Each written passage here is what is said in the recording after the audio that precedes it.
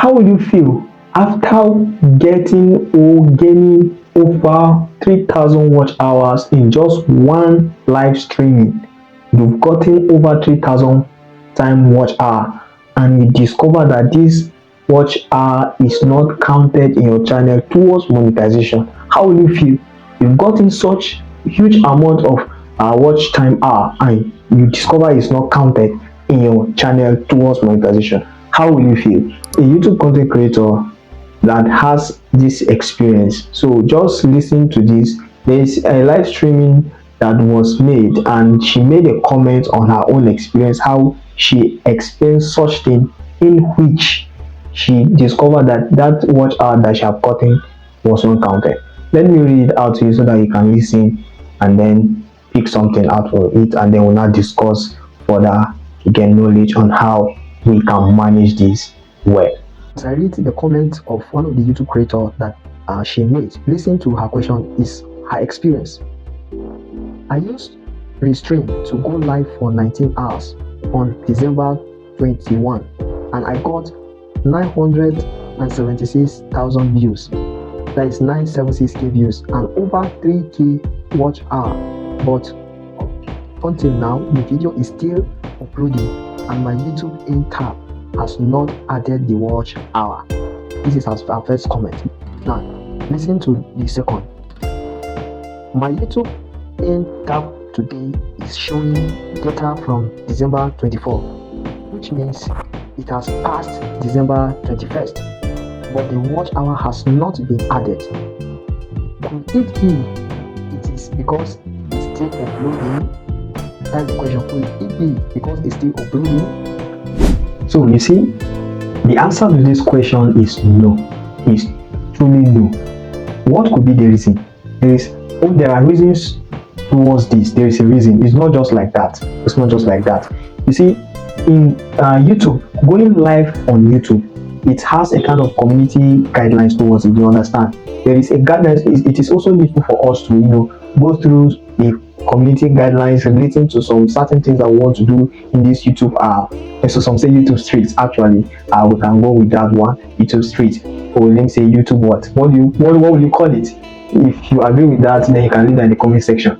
So you see, now the reason is, okay, now let me go with this. In going live on YouTube, or let me say live streaming on YouTube, there is this kind of setting time frame that is being given, in which if you go or you exceed that time frame, if you exceed it, YouTube is not going to save that in your channel. You understand? Because now now let me just go straight. What is the time frame? The time frame for live streaming is 12 hours. If you exceed 12 hours, in your live streaming, YouTube is not going to save that in your channel. That's to say, anybody that miss your live streaming and come to your channel to watch it will not have access to it. So in going on live streaming, you need to keep in that time frame. You should not exceed 12 hours. If at all you go longer hours, you should not exceed 12 hours. In the findings, it seems as if this very lady, blessing by name, she exceeded 12 hours. She did about 12, let me say more than 12 hours. You understand? Where I got this information from, I learned that she did about 19 hours. You understand? So when you exceed this time frame, YouTube is not going to save this live streaming in your channel, and it's not going to count. The watch hour is not going to count. Now, there is what is called valid and invalid watch time hour. So what is valid watch time hour and invalid watch time hour? What is it? Valid public watch hours. What counts as a valid public watch hour? First one here, we have watch hours gained from long form videos you have set public. This means the video that you have made on your channel that you have set public, this kind of video is considered as a valid video, in which the watch hour gotten is going to be considered as valid because it has been set as public. Now, watch hours gained through the following types of video don't count towards YPP thresholds.